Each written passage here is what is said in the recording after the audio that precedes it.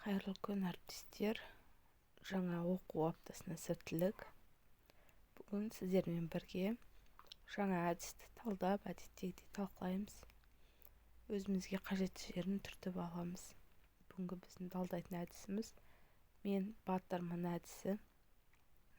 Өзі айтып тұрғандай, бұл оқушылардың өзіндік жұмысына, топтық жұмысына, жеке жұмысына, жұптық жұмысына арналған әдістердің бірі. Мен батырмын әдісіне көрнекіліктерді мен Марат қызы Сандуғаштың телеграм каналынан алғанмын. Телеграм каналы арқылы инста әлемнен дамытушы ойындар деп іздесеңіздер шығып тұрады. Енді бұл әдістің әдеттегі ерекшелігіне, бізге пайдасына, қажеттілігіне тоқтайтын болсақ, бұл әдіс арқылы әрбір ұстаз оқушыны батылдыққа, отансүйгіштікке, өзіне деген сенімін арттыруға, сабаққа деген қызығушылығын жоғарылатуға пайдалана аласыз. Яғни бұл әдіс өте жан-жақты. Қалауын тауып жатсаңыз, жоғары сыныптарға да пайдалана аласыз, жоғары сынып сабағына. Және де бұл әдісті сіз барлық пәнге қолдана аласыз. Бұл құндылыққа негізделген әдіс болып табылады.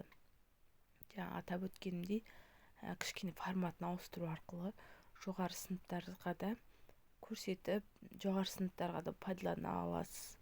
Бұл әрбір мұғалімнің өзінің фантазиясына, креативтілігіне және қиялының жүйріктігіне тікелей байланысты. Және бұл әдіс өте қызық әрі жеңіл. Мен өзім бастауыш сынып мұғалімі болғандықтан әрбір сабаққа неше түрлі қызықты әдістерді ойлап тауып, болмаса пайдалануға тырысамын. Бұл әдісті көрнекілігін ламинаттап жасап қойсаңыз, бірнеше уақытқа сізге қызмет ететін болады. Мен өз тәжірибемде бұл әдісті әдебиеттік оқудан жиі пайдаланамын. Әдебиеттік оқу пәнінен, мысалы, әртүрлі батырларды, эпостық жырлардан үзінділерді өткен кезде осы әдістің көмегіне көп жүгіндім. Өйткені батырлар туралы түсінікті кеңейтуге, отан сүюге деген ықыласын, сүйіспеншілігін ояту үшін осы әдістің маған көмегі көп тиген болатын. Және де бұны көрнекіліктерді өте жарқын, көзге тез түсетін, баланың сабаққа деген құштарлығын оятады. Ал математика пәнінен көбейтуде, теңдеуді шешуде, бөлуде, жылдамдыққа жарыс кезінде пайдаландым. Өте жақсы әдіс. Атап өткендей, бұл әдісті өз еркіңізбен әртүрлі қылып ауыстыра аласыз. Көрнекіліктерінде кішкене сәл өзгерістер енгізіп пайдалансаңыз, нұр үстіне нұр. Бұл әдісті әр мұғалім әртүрлі пайдалана алады. Бұл әр ұстаздың шеберлігіне байланысты. Ал енді қажетті көрнекіліктерге келетін болсақ, осы видеоның аяғына дейін көрсеңіздер, видео түрінде көрсетілген, бізге сыныптағы балалардың санына қарай қалқандар және батырдың суреті қажет болады. Барлығын міндетті түрде ламинаттап жөндеп алсаңыздар, ұзақ уақытқа қызмет ететін болады. Қажеттеріңізге ұзақ уақыт жарап тұратын болады. Сыныптағы оқушыларды, мысалы, топқа бөлесіз ғой. Әрбір топқа 10-10-нан қалқан шығарыңыз мүмкін. Батырдың саны 1 болады.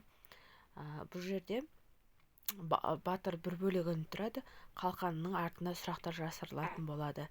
Неки, мына жерде видеода көрсетіліп тұрғандай, бұл жерде қалқанның саны 8 қалқан, яғни 8 қалқанның астында 8 сұрақ жасырылған.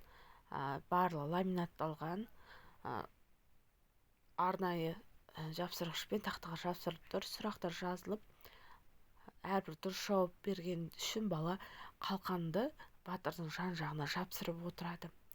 Яғни батырға бала өзінің дұрыс жауабын беру арқылы батырды жаудан қорғайтын болады. Мінекей алдарыңыздағы батыр ламинатталған А3 көлемді шығарылған видеосы. Барлықтарыңызға назарларыңызға рахмет. Өздеріңізге көрнекілік қажет болып жатса, инста парақшадан дамытушы ойындар деп іздеп, авторына жазып, ақылы түрде телеграм каналға рұқсат алсаңыздар болады. Әрбір әдіс тәсіл сабағыңызға пайдалы болсын. Жаңа оқу аптасында тек қана сәттіліктер мен жеңістерге, жаңа табыстарға толы болсын. Оқушыларыңыз озат болып, тек қана көңілдеріңізден жақсы жағынан шыға берсін.